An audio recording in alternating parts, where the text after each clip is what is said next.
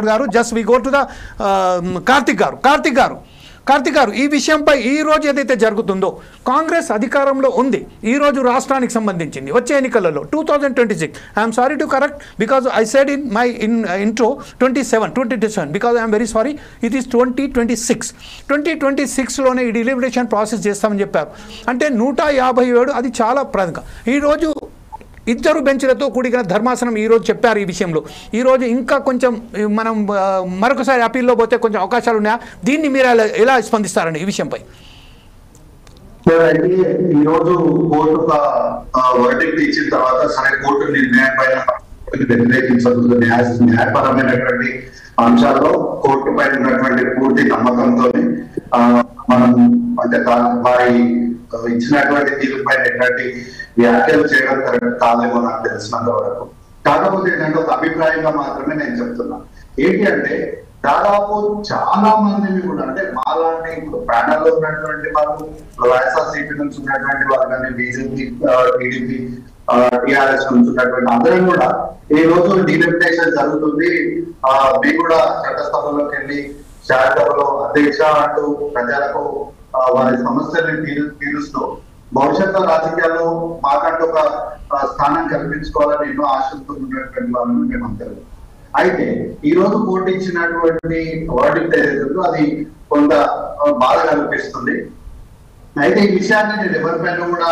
నెపాన్ని మోపదలుచుకున్నాను. కాకపోతే ఏంటి అంటే బీజేపీ పార్టీ తాను అనుకున్నప్పుడు మాత్రం అన్ని ఎటువంటి సవాళ్ళు లేకుండా ఎటువంటి ఇబ్బందులు లేకుండా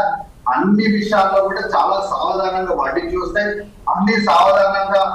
రాజ్యాంగంలో ఆర్టికల్స్ చేంజ్ అయిపోతాయి, రాజ్యాంగ సవరణ జరిగిపోతాయి, అన్ని చాలా ఈజీగా అయిపోతాయి. కానీ ఇతర రాష్ట్రాల్లో వేరే వాళ్ళకి ఎక్కడైనా లాభం కలుగుతుంది లేదంటే బీజేపీ పార్టీకి పెద్దగా ఇది ఉపయోగపడదు అన్నప్పుడు మాత్రమే న్యాయపరమైనటువంటి చిక్కులు వస్తాయి, కోర్టులలో ఇట్లాంటి తీర్పులు వస్తాయి, లేదా చట్టసభల్లో అనవసరమైనటువంటి విభేదాలు అంశాలు చాలా విషయాలు చర్చల్లోకి వస్తాయి. ఇవన్నీ ఎందుకు జరుగుతున్నాయి ఎందుకు వస్తున్నాయి అనే దానికి మాత్రం ఎవరి దగ్గర కూడా సమాధానం లేదు అని చెప్పడమే తప్ప దీన్ని లోతుగా ఆలోచన చేస్తే రాజకీయంగా వారికి ఏది అనుకూలంగా ఉంటుందో అది మాత్రమే జరగడానికి బీజేపీ పార్టీ అడుగులేస్తుంది గత 11 సంవత్సరాలుగా. వారు ఇచ్చిన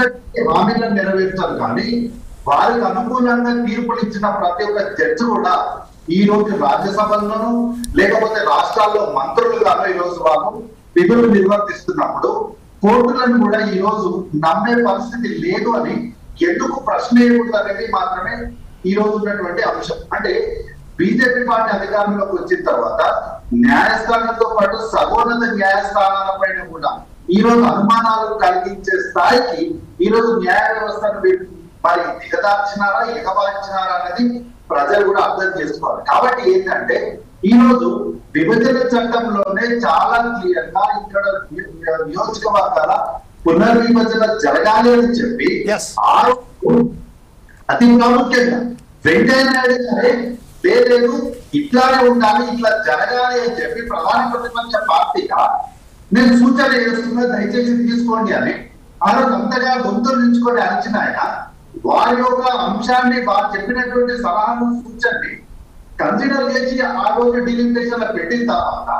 గత 10 సంవత్సరాలుగా వారు డిలిమిటేషన్ చేయకుండా